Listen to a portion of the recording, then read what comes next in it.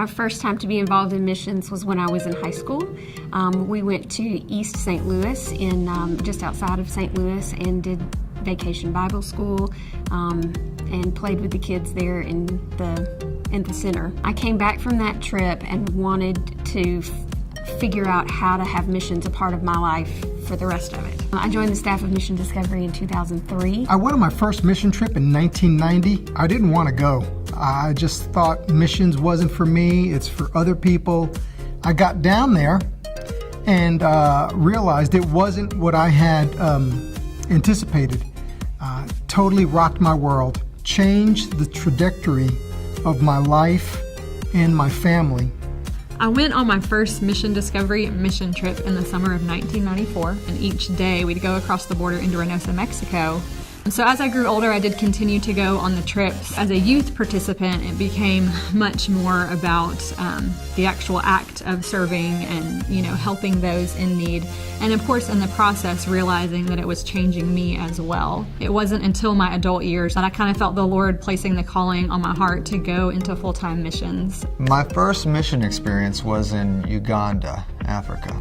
I was supposed to play the piano, but I played with orphans the whole time, so.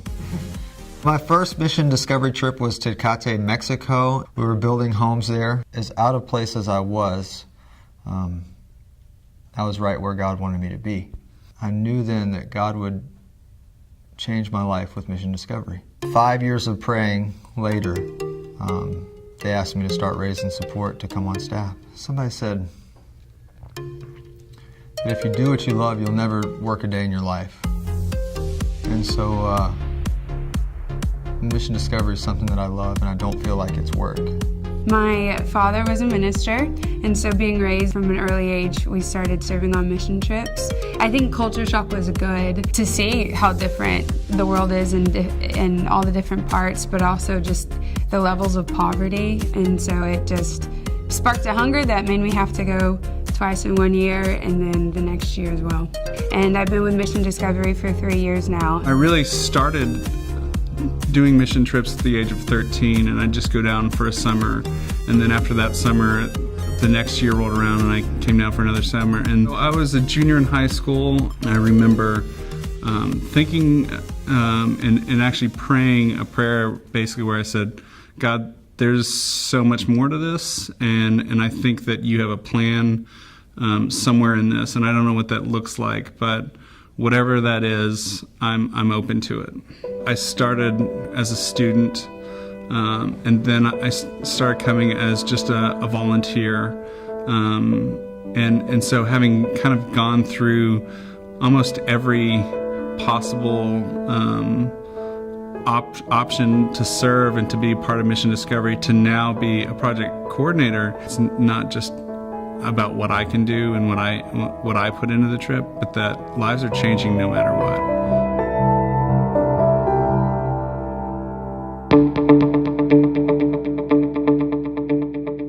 From the time that they call to the time that they walk onto the field, we're the ones in the office that are taking care of where God has called them to go. Even though I'm not on the mission field out in Mexico or out in Rapid City or wherever all of our project coordinators are, the office is always a mission field. And then the summer comes and it's, just me or just one other admin, and, the quiet just is so loud in the sense of Mission Discovery is at work.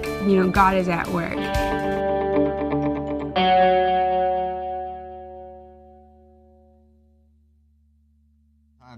We can work 16 hours a day in the summertime. Well, as project coordinators, we don't quit. It's a long day. The hope is that their eyes would be open to see that it's not just about building the house or working on the construction project or even just the children's Bible school, but it is about building the relationships and getting to know these people that we are serving with, serving for, and serving alongside.